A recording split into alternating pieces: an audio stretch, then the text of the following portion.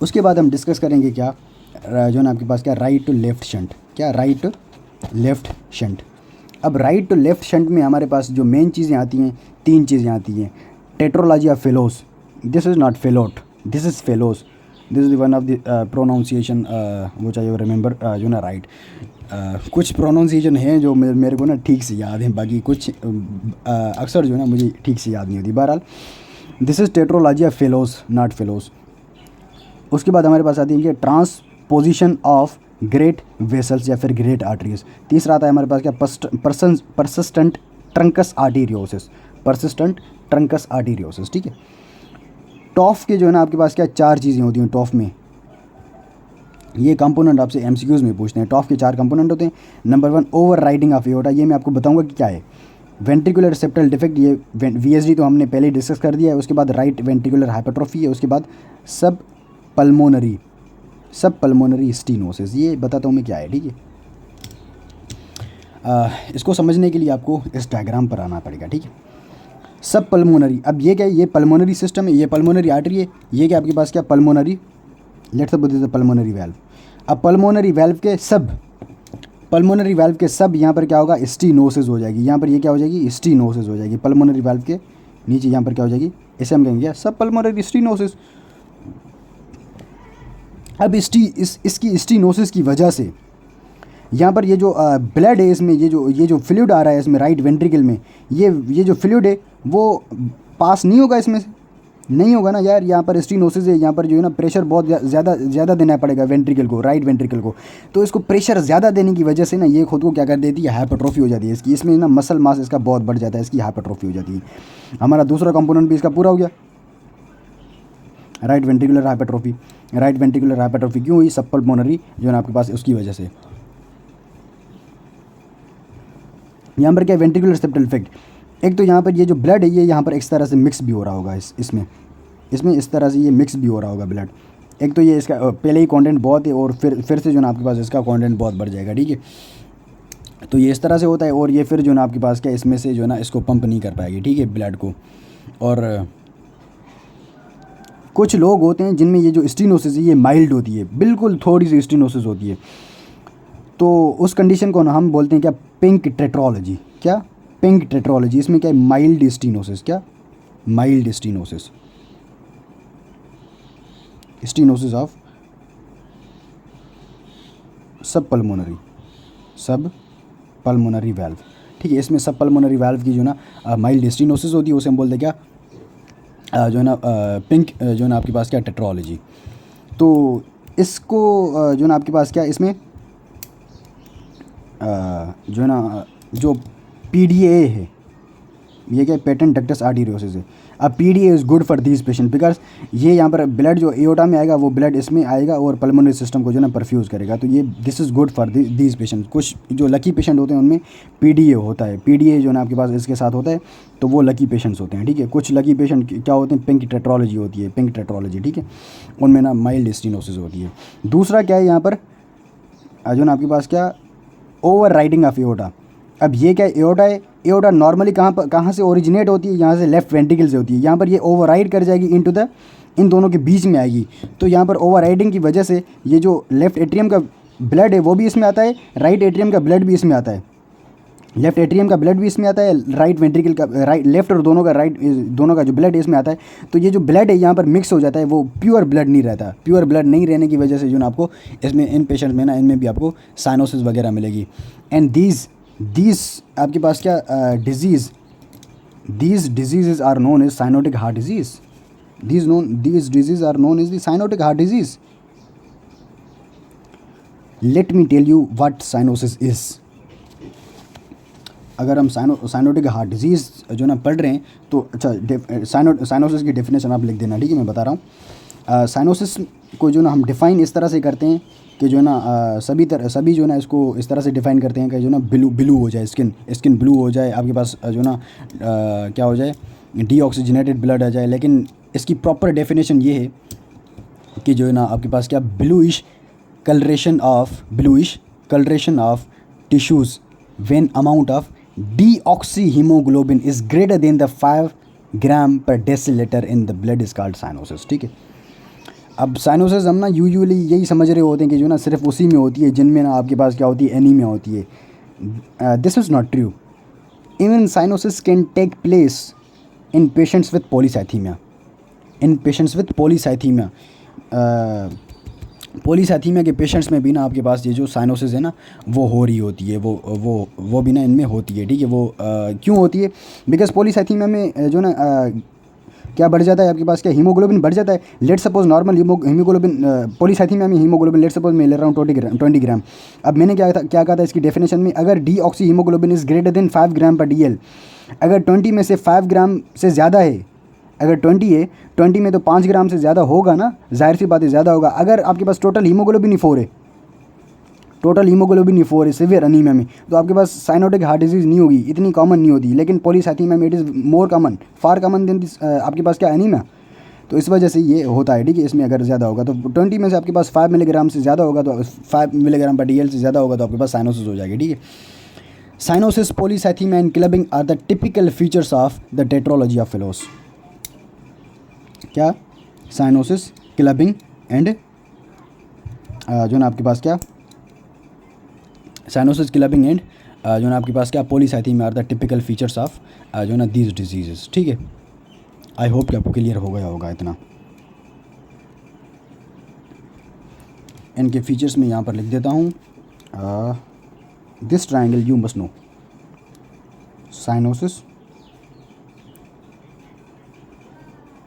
Polycythaemia, clubbing. Do you know polycythaemia क्यों हो रही है? इसमें पॉलीसाइथीमिया क्यों हो रही है पता है? यहाँ पर ये जो ब्लड है, ब्लड कम जा रहा है यहाँ से, आर्टरी एओर्टा से कम जा रहा है। This blood is going to perfuse the renal arteries as well. अब जब रीनल आर्टरीज परफ्यूज़ नहीं होगी तो रीनल आर्टरीज क्या करेंगी? परफ्यूज़ मतलब क्या, उसमें ब्लड जो जा रहा है वो बिल्कुल कम जाएगा, बिल्कुल कम जाएगा। तो रीनल सिस्टम क्या समझेगा, यहाँ पर जो ना ब्लड की कमी है, ब्लड की जब कमी होगी तो रीनल सिस्टम क्या करता है, एरिथ्रोपोइटिन को प्रोड्यूस करता है। जब एरिथ्रोपोइटिन आपके पास ब्लड में बहुत ज़्यादा हो जाएगा तो आपके पास क्या होगी, RBCs की सिंथेसिस बहुत होगी और रेड ब्लड सेल बहुत ज़्यादा हो जाएंगे तो आपके पास क्या हो जाएगी, पॉलीसाइथीमिया हो जाएगी। आई होप कि आपको समझ में आ रहा होगा, ठीक है। तो ये आपके पास था।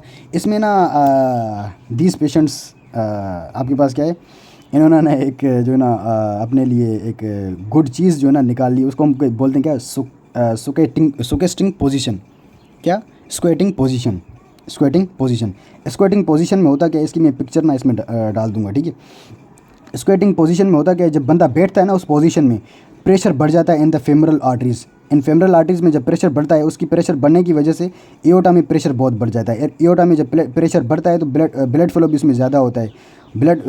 एओर्टा में जब प्रेशर बढ़ता है तो उसकी वजह से ये जो पल्मोनरी आर्टरी है उसमें जो ना आपके पास क्या होता है, जो ना आपके पास क्या ब्लड है उसमें बहुत ज़्यादा ना फ्लो करता है। ये जो pulmonary artery, stenotic pulmonary artery है, इसमें ये जो ब्लड है वो जो ना बिल्कुल तेज़ी से मूव करेगा इस पोजीशन में, इस पोजीशन में। और ये जो पेशेंट है उन्होंने एक बार ये बैठ के देखा, उनको ना बहुत अच्छा फील हुआ, ठीक है। तो उन्होंने एक ये हल निकाल लिया था, ठीक है। अब स्क्वेटिंग पोजीशन के अपोजिट एक चीज़ इनमें ना होती है, उसको हम बोलते हैं क्या, हाइपोक्सिक स्पाल्स। क्या? हाइपोक्सिक स्पाल्स। अब हाइपोक्सिक स्पाल्स में क्या होता है, अन एक्सरसाइज, ये एक्सरसाइज जब करते हैं तो यहाँ पर क्या होता है, फेमरल आर्टरीज में प्रेशर लो होता है। प्रेशर लो होने की वजह से यहाँ पर एओर्टा में प्रेशर लो हो जाएगा, यहाँ पर ब्लड फ्लो लो हो जाएगा थ्रू द पल्मोनरी सिस्टम। तो ये इस तरह से ना इनमें हाइपोक्सिया हो जाती है, इसको हम बोलते हैं क्या, हाइपोक्सिक फाल्स, ठीक है। ये इसके अपोजिट है, स्क्वेटिंग पोजीशन के अगेंस्ट है, ठीक है। अच्छा, इन पेशेंट में ना आपके पास ये जो कार्डियक शेडो है ऑन एक्सरे, कार्डियक शेडो आपको ना बूट शेप कार्डियक शेडो मिलेगा, ठीक है। ये मैंने यहाँ पर दिखाया नहीं है, एक डायग्राम बनता है इसका, डायग्राम मैंने बनाया नहीं है। चलो मैं आपको दिखा देता हूँ अपने नोट्स में। ये देख रहे हैं,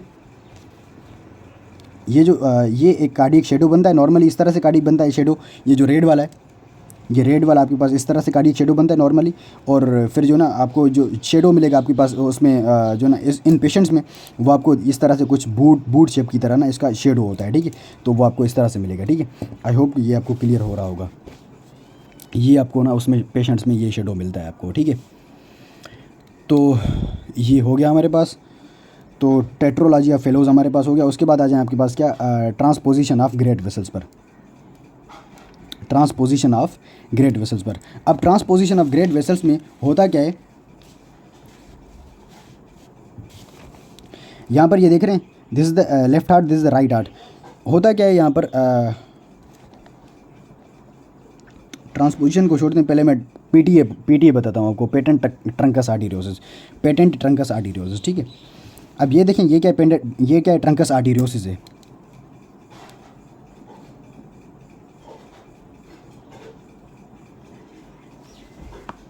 अब ट्रंकस आर्टेरियोसिस में से ना पल्मोनरी आर्टरी भी बनती है एंड आपके पास एओर्टा भी बनती है,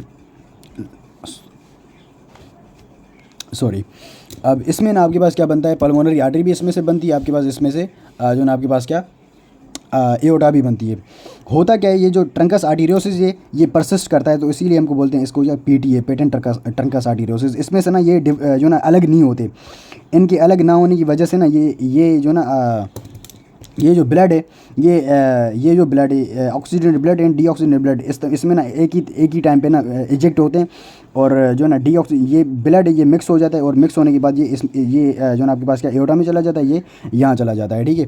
तो इनमें ये चीज़ हो रही होती है, इनमें ये परसिस्ट इसमें ना इन पेशेंट्स में ये परसिस्ट करता है, ठीक है। तो ये आपके पास इस तरह से था। और इसको ना सेपरेट कौन करता है, इसको सेपरेट करता है आपके पास क्या, ये एक सेप्टम है, यहाँ पर ये देख रहे हैं, ये जो ग्रीन वाला सेप्टम है, इस सेप्टम को हम बोलते हैं क्या, एओर्टिको पल्मोनरी सेप्टम, क्या, एओर्टिको पल्मोनरी सेप्टम। ये इन दोनों को सेपरेट करता है, इन दोनों को ना, ये इस तरह से, ये सेप्टम देख रहे हैं, ये इन दोनों को इस तरह से सेपरेट करता है, ये इनको सेपरेट कर देगा तो एओर्टा अलग हो जाएगी, पल्मोनरी वेसल्स अलग हो जाएंगे, ठीक है। तो ये आपके पास क्या, ये पेटेंट ट्रंकस आर्टेरियोसिस था, ये यहाँ पर परसिस्ट कर जाता है, ये इन दोनों में अलग नहीं होता, ठीक है। तो ये भी हो गया हमारे पास। उसके बाद आपके पास, अच्छा ये एक चीज़ मैंने यहाँ पर आपको बताई नहीं, ये जो आपके पास टॉफ है, टॉफ होता क्यों है, टेट्रोलॉजिया फेलोस। टेट्रोलॉजिया फेलोस इसलिए होता है आपके पास, इसमें ना होता क्या है, anterior superior displacement of infundibulo septum, क्या, इन्फंडिब्यूलर सेप्टम की ना एंटीरियर सुपीरियर डिस्पोजिशन हो जाती है, क्या, और डिस्प्लेसमेंट हो जाती है, किसकी, anterior superior displacement of infundibular septum. ये लिख देना यार, ये मैंने लिखा क्यों नहीं है, anterior superior displacement of infundibular septum, ये टॉफ में होता है, ये बेसिकली टॉफ का कंपोनेंट टॉफ है, ठीक है। तो ये हो गया हमारे पास। अभी आ जाएं, क्या हमारे पास रह गया, क्या, ट्रांसपोजिशन ऑफ ग्रेट वेसल्स। अब ट्रांसपोजिशन ऑफ ग्रेट वेसल्स में हमारे पास दो चीज़ें आती हैं। ट्रांसपोजिशन होगी कैसे, नॉर्मली आपके पास जो एओर्टा है वो आपके पास लेफ्ट हार्ट से निकलती है, एंड जो आपके पास पल्मोनरी आर्टरी है वो राइट हार्ट से निकलती है। अब होगा क्या, यहाँ पर ये जो ट्रंकस आर्टेरियोसिस है, ट्रंकस आर्टेरियोसिस में मैंने बताया आपको, ये जो ना दोनों वेसल्स बनती हैं। अब truncus arteriosus divided by aortico pulmonary septum into the pulmonary artery and aorta.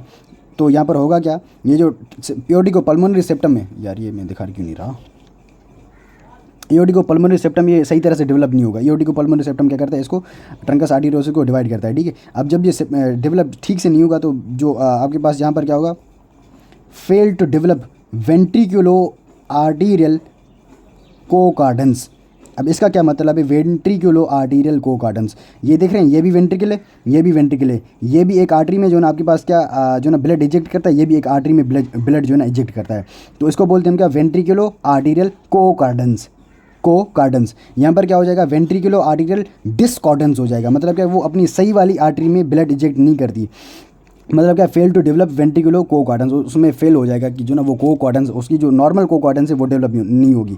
यहाँ पर होगा क्या, ये जो पल्मोनरी आर्टरी, ये क्या पल्मोनरी आर्टरी है, ये आपके पास कहाँ से निकलेगी, लेफ्ट हार्ट से निकलेगी, ये लेफ्ट वेंट्रिकल है, ये राइट वेंट्रिकल, राइट वेंट्रिकल से आपके पास क्या निकलेगी, एओर्टा निकलेगी। तो इसे हम बोलते हैं क्या, ट्रांसपोजिशन ऑफ ग्रेट वेसल्स। ये होती क्यों है, एओर्टिको पल्मोनरी सेप्टम ठीक से डेवलप नहीं हो रहा होता है इन पेशेंट्स में, ठीक है। तो ये आपके पास था, ठीक है।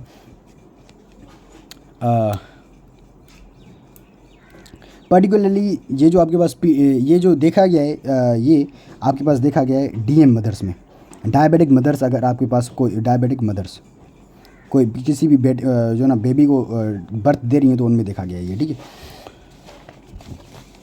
उसके बाद हमारे पास आती हैं क्या, obstructive congenital heart disease. Obstructive congenital heart disease में यू हैव टू जो ना आपके पास क्या, रिमेंबर या फिर जो ना learn the coagulation of aorta. आपके पास क्या, बिल्कुल जो ना सही तरीके से ये अपनी पढ़नी है, कोआगुलेशन ऑफ एओर्टा।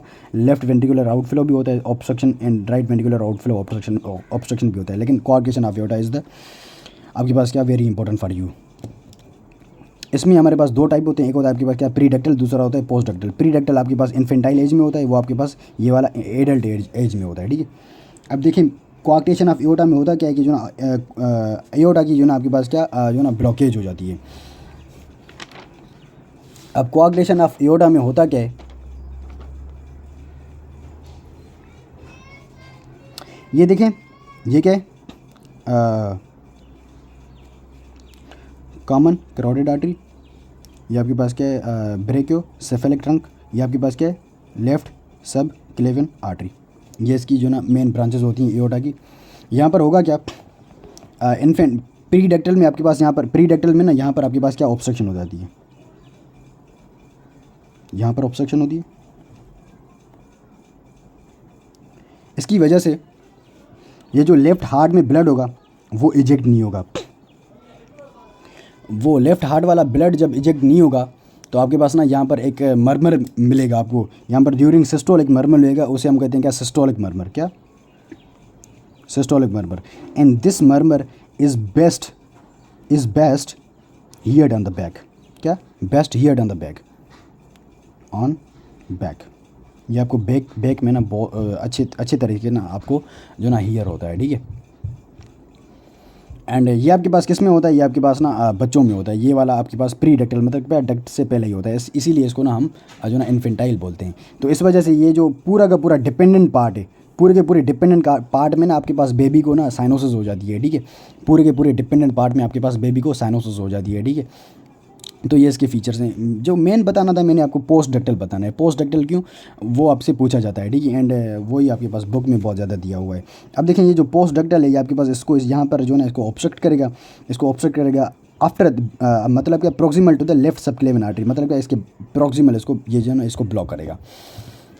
अब ये जैसे ही इसको यहाँ पर ब्लॉक करेगा तो यहाँ पर क्या होगा, ये जो एरिया है इस पूरे के पूरे एरिया में ब्लड नहीं जाएगा, इस पूरे के पूरे एरिया में ब्लड नहीं जाएगा। बकिया ये जो आर्टरीज जा रही हैं इनमें तो ब्लड जाएगा ना, इनमें ब्लड जाएगा। मतलब क्या ये ब्रेकियोसेफेलिक ट्रंक में भी जाएगा, ये कॉमन कैरोटिड में भी जाएगा, इसमें भी जाएगा। तो ये जो अपर लिम्ब के सारे ऑर्गन है, अपर लिम्ब के organ in head and neck में ब्लड जाएगा। तो उसकी वजह से ये जो high pressure in upper limb, जो अपर लिम्ब में प्रेशर होगा आपके पास वो हाई होगा, and low pressure in lower limb, because ये जो नीचे जा रही है ये लोअर लिम्ब को सप्लाई करेगी, ठीक है। ये इसमें होगा ऐसे।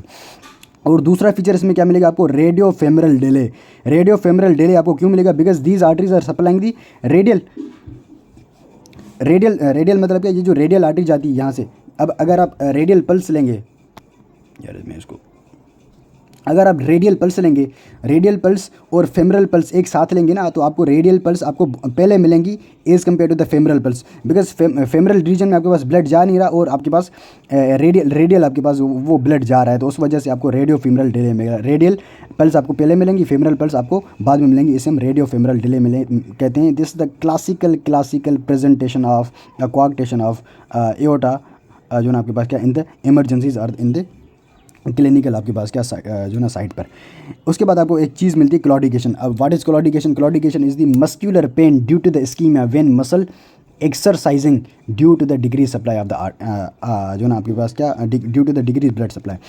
अब इसमें क्या है भाई, एक तो आपके पास ब्लड इतना है नहीं, ब्लड आपके पास जा नहीं रहा आपके पास क्या आर्टेरियल सिस्टम में। अगर आप एक्सरसाइज करेंगे तो आपके पास उस डिपेंडेंट मसल में आपके पास क्या होगी, इस्कीमिया होगी, क्योंकि उसको सप्लाई नहीं मिलेगी, ब्लड सप्लाई नहीं मिलेगी। तो उसे हम कहते हैं क्या क्लॉडिकेशन। और कोल्ड की वजह से आपके पास क्या जो ना आपके पास क्या वेजल कंट्रक्शन हो जाती है, कंट्रक्शन की वजह से आपके पास वो फिर से इस्कीमिया हो जाएगी। एंड हाइपरटेंशन इसमें पता है क्यों होगा, यहाँ पर देख रहे हैं ये जो नीचे वाली एओर्टा जा रही है, इस नीचे वाली एओर्टा में से ना आपके पास एक रीनल आर्टरी भी निकलती है। उस रीनल आर्टरी अगर नहीं निकलेगी, रीनल आर्टरी तो आपके पास यहाँ पर क्या होगा, रीनल हाइपोपरफ्यूजन होगा। रीनल हाइपोपरफ्यूजन क्या करेगा, रेनिन एंजियोटेंसिन अल्डोस्टेरोन एक्सेस को जो ना एक्टिवेट कर देगा। And renin angiotensin अल्डोस्टेरोन is responsible for the जो ना आपके पास क्या पैथोलॉजी ऑफ द हाइपरटेंशन। ये हाइपरटेंशन इस तरह से डेवलप होता है। दीज पेशेंट्स आर जो ना आपके पास क्या टिपल, ये भी इसकी जो ना एक ना आपके पास इसकी टिपिकल आपके पास क्लिनिकल प्रेजेंटेशन होती है कि जो ना इन पेशेंट्स की जो ना हाइपरटेंशन के साथ ये आपके पास क्लिनिकल में जो ना आपके पास क्या प्रेजेंट करते हैं। एंड दूसरा इनमें होता क्या है, यहाँ पर ये देख रहे हैं लेफ्ट सबक्लेवियन में से ना एक आर्टरी निकलती है जिसे हम कहते हैं क्या मेमलरी आर्टरी, क्या मेमलरी आर्टरी, इंटरनल मेमलरी आर्टरी। एंड ये क्या आपके पास एक्सिलरी आर्टरी है, ये एक्सिलरी आर्टरी है। अब एक्सिलरी आर्टरी, मेमलरी आर्टरी, इनके बीच में ना जो ना इनके बीच में, और ये क्या आपके पास क्या इंटरकोस्टल आर्टरीज हैं। इन आर्टरीज के बीच में ना यहाँ पर क्या होते हैं, कोलेटरल्स होते हैं। ये इनके बीच में क्या होते हैं, कोलेटरल्स होते हैं। अब इस कोलेटरल की वजह से ना क्या होगा, ये जो ब्लड जा रहा है इसमें से एक्सिलरी एंड इंटरनल मेमलरी में, तो ब्लड बहुत ज़्यादा जाएगा ना। इस बहुत ज़्यादा ब्लड जाने की वजह से ये जो ब्लड है इनमें बहुत ज़्यादा जाएगा, इंटरकोस्टल आर्टरीज में बहुत ज़्यादा जाएगा। इस ये जो मेमलरी है और एक्सिलरी, इनमें से ब्लड ना बहुत ज़्यादा इस इन इंटरकोस्टल आर्टरीज में जो ना बहुत ज़्यादा जाएगा। अब what is the significance of this one, अब इनमें जब ज़्यादा हो जाएगा ना, तो ये जो आर्टरीज है ना, ये एक जो ना एक ग्रूव में रन करती हैं। वो रिब के अंदर ना एक ग्रूव होती है। Let's suppose this is the rib, ये रिब के अंदर ना एक ग्रूव होती है, उस ग्रूव के अंदर ये रन करती हैं आर्टरीज। तो इंटरकोस्टल आर्टरीज में जब प्रेशर ज़्यादा होगा और ब्लड ज़्यादा होगा, तो यहाँ पर ना एक जब इस रिब को आप देखेंगे तो इसमें ना एक इस तरह से आपको ना इंडेंटेशन मिलती है। इस इंडेंटेशन को नाम नॉच बोलते हैं। ये आपको रेडिएशन में मिलेगी। जब आप एक्सरे करेंगे, या फिर नहीं रेडिएशन नहीं, जब आप एक्सरे करेंगे तो आपको उसको नॉचेस मिलेंगे उसमें आपको, ठीक है। उसके अलावा इसमें एक और फीचर मिलेगा आपको, जो है ना आपके पास यहाँ पर ये देख रहे हैं, जहाँ पर ये ऑब्स्ट्रक्शन है, ऑब्स्ट्रक्शन की वजह से यहाँ से जो ब्लड यहाँ से थोड़ा सा इजेक्ट होता है, थोड़ा सा इजेक्ट होने की वजह से ना यहाँ पर क्या होता है, ये बिल्कुल इस तरह से ना यहाँ पर इस वाल को बहुत तेज़ी से हिट करता है। इसको हम बोलते क्या, इसको ना हम जेट बोलते हैं, जेट इंजरी। क्या, जेट इंजरी। यहाँ पर भी जेट इंजरी होगी और यहाँ पर भी जेट इंजरी होगी। इसके जो ना इसके डिस्टल भी जो ना ऑब्स्ट्रक्शन के डिस्टल भी इंजरी होगी एंड प्रॉक्सिमल भी इंजरी होगी। इसकी वजह से ना ये वाला साइन बनता है। यहाँ पर भी आपके पास ये जो ना निकल जाएगा बाहर, एंड यहाँ से भी ये निकल जाएगा। ये देख रहे हैं, ये वाला साइन बनेगा इसमें, ये वाला। इस साइन को हम बोलते हैं क्या, 3 साइन। इसको इन्होंने सिंपली 3 साइन बोल दिया। ये भी आपको इसमें 3 साइन मिलेगा, ठीक है। तो ये आपको जो ना आई थिंक क्लियर हो गया होगा। एंड आपको CNS के जो ना इफेक्ट भी मिलेंगे, बिकॉज CNS में बहुत ज़्यादा ब्लड जाएगा। CNS में अगर बहुत ज़्यादा ब्लड जाएगा ना, दिस इज डेंजरस, ठीक है, ये डेंजरस है। उसकी वजह से आपको डिजीनेस मिलेगा, हेडेक मिलेगा, बेरी एन्यूरिज्म्स मिलेंगे, berry aneurysm. And berry aneurysm के रप्चर होने की वजह से आपको सब अरेकनॉइड हेमरेज भी मिलती है, ठीक है, सब अरेकनॉइड हेमरेज भी मिलती है। एंड जो ना आपके पास left ventricular failure leads to the death of the patient. इसमें इस तरह से आपके पास पेशेंट की डेथ हो जाती है, ठीक है। अराउंड 20 ईयर्स में इसमें ना आपके पास क्या डेथ हो जाती है पेशेंट, इन पेशेंट की ना 20 ईयर्स ऑफ द एज में डेथ हो जाती है। एंड यहाँ पर इसमें एपिस्टेक्सिस भी मिलेगा आपको, एपिस्टेक्सिस भी इन पेशेंट्स में आपको मिलता है, ठीक है। आई होप कि ये पूरा का पूरा आपको क्लियर हो गया होगा। बाकी ना थोड़ा सा पार्ट रहता है, वो मैं आपको जो ना इसके बाद वाले वीडियोज़ में पढ़ाऊँगा। हमारा क्या रहता है, right ventricular outflow and right ventricular outflow obstruction and left ventricular outflow obstruction, ये मैं आपको बाद में पढ़ाऊँगा।